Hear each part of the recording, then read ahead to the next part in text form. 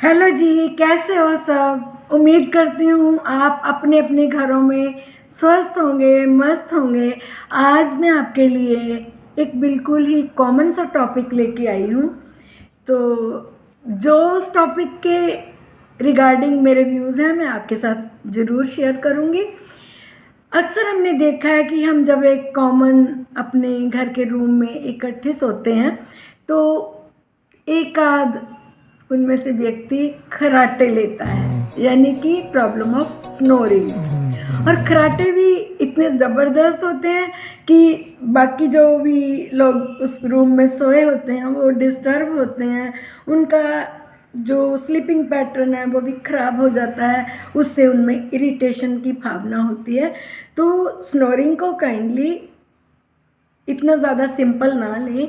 अक्सर हम ये भी देखते हैं कईयों की स्नोरिंग नॉर्मल सी होती है और कईयों की जैसे जैसे वो सांस भरते हैं स्नोरिंग और ऊंची और ऊंची और ऊंची होती चली जाती है, जिससे कि सबका मूड जो होता है ख़राब हो जाता है। तो मैं आपको आज स्नोरिंग के कुछ कारण भी बताऊंगी और हमने सहज क्रियाओं से या सहज सी छोटी छोटी चीज़ों को अपने किचन में से उठा के इस प्रॉब्लम से निजात कैसे पाना है। तो चलिए मैं कारणों पे आती हूँ। सबसे पहले मैं बताऊंगी कि स्नोरिंग होती क्यों है। ये हमारा जो अपर रेस्पिरेटरी ट्रैक्ट है, इसमें अगर कंजेशन हो जाए, कोई ऑब्स्ट्रक्शन हो जाए तो उससे ये प्रॉब्लम आ जाती है।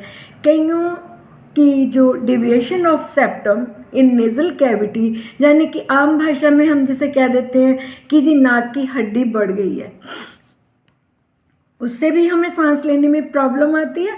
और रात को सोने के समय स्नोरिंग होना एक स्वाभाविक सा हो जाता है। कई लोगों के नाक में पॉलिप हो जाता है, उनको भी सांस लेने में प्रॉब्लम होगी। तो नेचुरली अनकंफर्टेबल होने से ये चीज़ होती है। कई लोगों की आदत होती है वो बिल्कुल सीधा सो जाते हैं, उससे क्या होता है हमारी टंग बिल्कुल पीछे चली जाती है, जिससे कि जो हमारा एयर पैसेजेस हैं उनमें थोड़ा कंजेशन आती है, तो स्नोरिंग की प्रॉब्लम होती है। और कईयों में तो ये इतनी खतरनाक होती है कुछ कुछ समय के लिए सांस रुक जाता है। फ्रेंड्स, कई बार एलर्जिक डिसऑर्डर्स भी होते हैं, उससे भी स्नोरिंग होती है। कई बार पेशेंट जो होते हैं वो एस्थमेटिक भी होते हैं, उनमें भी सांस लेने में जो अनकंफर्टेबल फील होता है तब भी खर्राटे आते हैं। आपने कई बच्चों को भी देखा होगा अपने घरों में कि अक्सर वो भी खर्राटे लेते हैं। खर्राटों का एक और भी कारण हो सकता है, जैसे कि जिनकी नेक हैवी है या जो ओबीज पर्सन है उनको भी स्नोरिंग की प्रॉब्लम होती है।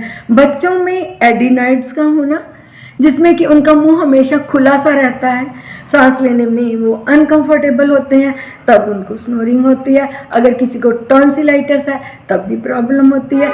अगर एलर्जिक डिसऑर्डर्स हैं रेस्पिरेटरी ट्रैक्ट के, यानी कि अपर रेस्पिरेटरी ट्रैक्ट के, तब भी ये स्नोरिंग होती है। तो ये तो मैंने आपको कारण बता दिए, लेकिन इस प्रॉब्लम से निजात पाने के लिए मैं सबसे पहले आपको बताऊंगी कि आपने योग आसन से इस प्रॉब्लम को बाय कैसे बोलना है।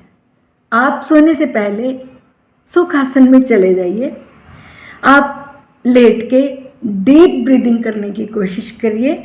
8 से 10 मिनट ये प्रोसेस करेंगे तो आपको काफ़ी ज़्यादा सुविधा होगी सांस लेने में, जिससे कि आपको स्नोरिंग की प्रॉब्लम नहीं होगी। नंबर 2 पे आप हमेशा करवट लेके सोइए। करवट लेने से आपके जो नेज़ल पैसेजेस हैं वो उनमें ऑब्स्ट्रक्शन नहीं आती, तो आप अपने आप में कंफर्टेबल होते हो, खुद तो आराम से सोते हो, जो आपके रूम में भी सोए हुए हैं उनका भी डिस्टर्ब नहीं करते हो। इसके बाद में आपने पिल्लो लेके सोना है। आपने विदाउट पिल्लो नहीं सोना, बहुत ऊंचा नहीं हो, बहुत नीचा भी नहीं हो। 4 या 5 इंच का पिल्लो जो है वो आपके लिए सुविधाजनक रहेगा। इससे भी सांस लेने में सुविधा होने से आपको स्नोरिंग की प्रॉब्लम नहीं होगी। आप अपनी रूटीन दिनचर्या में प्राणायाम की एक्सरसाइज जरूर कीजिए। इससे जो चीज़ें हमें मेडिसिन से फ़र्क नहीं डालती, हमारी श्वास प्रक्रिया उन चीज़ों पे एक बहुत ही अच्छा असर डालती है। तो इससे भी आप अपनी स्नोरिंग की प्रॉब्लम को ख़त्म कर सकते हैं। अगर कोई इंसान ओबीज है या जिनकी नेक जो है वो भारी है, वो अपना भ्रामरी प्राणायाम करें, अपनी नेक को ऐसे चारों तरफ घुमाएं ताकि यहाँ की फैट जो है वो कम हो जाए, तो आपको सांस लेने में सुविधा हो। आजकल मोटापा एक बहुत ही कॉमन प्रॉब्लम हो गई है। उसकी वजह क्या है? हमारे शरीर में कफ का प्रकोप हो जाता है, तो हमारा मेटाबॉलिज्म स्लो होता है। तो काइंडली ऐसे भोजन जो कि मैदे से बने हैं, या ओवर फ्राइड हैं, या कुकीज़ हैं, या ओवर स्वीटनर डाल के बनाए गए हैं, काइंडली आप ये चीज़ें नहीं खाएंगे, मोटे नहीं होंगे, तो आपके जो एयर पैसेजेस हैं वो खुले रहेंगे। आप गर्म पानी का प्रयोग कंटिन्यू कीजिए, चाहे गर्मी का मौसम चल रहा है, लेकिन आप हमेशा अपने रूटीन में ल्यूक वार्म वाटर का इस्तेमाल कीजिए, ताकि अगर कोई इन्फ्लेमेशन की प्रॉब्लम आपकी नेक में है तो वो ठीक हो जाए। एक हमारे आयुर्वेद में प्लांट आता है जिसको कि निर्गुंडी कहते हैं। अगर आप उसके पत्तों को पानी में बॉयल करके उसकी स्टीम लेते हो तो वो अपने आप में डीकंजेस्टेंट है। आप रूटीन में उसका प्रयोग कीजिए। आप भ्रामरी प्राणायाम करें, योग मुद्राएं लगाएं। आप अपनी श्वास क्रिया यहाँ से नहीं, आप एब्डोमिनल रेस्पिरेशन करें, उससे आपको बहुत ही ज़्यादा निजात मिलेगा। इसके साथ साथ हमने खाना क्या है? हमने लघु, सुपाच्य और सात्विक भोजन का इस्तेमाल करना है, जिससे कि हमारे दोष जो हैं वो सम रहें। अगर दोष सम हैं तो हम बिल्कुल स्वस्थ हैं।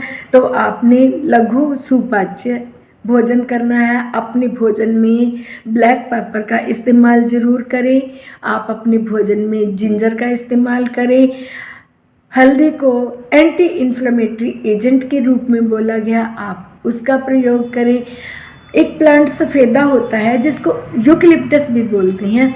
अगर आप उसके पत्तों से भी स्टीम लेते हैं तो वो भी एक डीकंजेस्टेंट का रोल प्ले करता है। तो काइंडली आप कुदरत के साथ जुड़ के अपने किचन में से अच्छे अच्छे प्रोडक्ट्स जो है उनको उठा के इस जो ये कॉमन सी प्रॉब्लम है इससे छुटकारा पा सकते हैं। आप अपने लिए तो ये काम करेंगे ही, अपनी फैमिली, अपनी सोसाइटी के लिए भी उनको डिस्टरबेंस ना हो, वो अपने पूरी तरह से सो सके, अपनी नींद को पूरा कर सके।